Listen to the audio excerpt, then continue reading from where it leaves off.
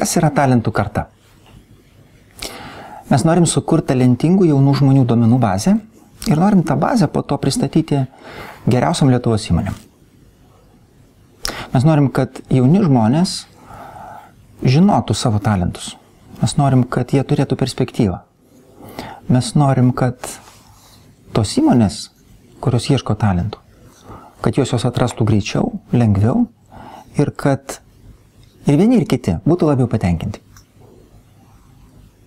Gegužės 11 dieną mes suorganizuosime įvadinį renginį.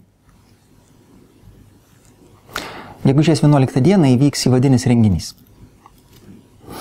Jūs turėsit galimybę dirbti komandose, jūs turėsit galimybę susipažinti vieni su kitais, pažinti save. Ir pačias geriausias komandas mes atrinksim į tolesnį etapą. Ir vėlgi, jūs atlikinėsit pačias įvairiausias užduotis.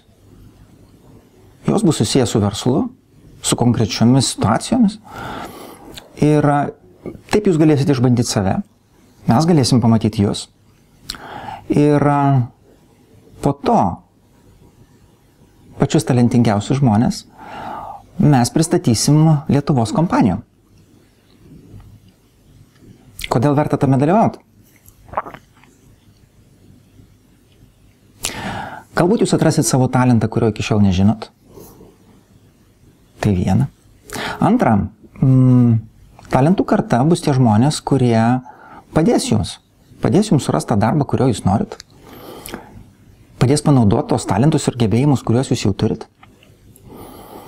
Ir trečias dalykas, manau, kad jūs tikrai labai gerai praleisit laiką, susipažinsit su naujais žmonėm ir padarysit dalykus, kurių anksčiau net nedarėt.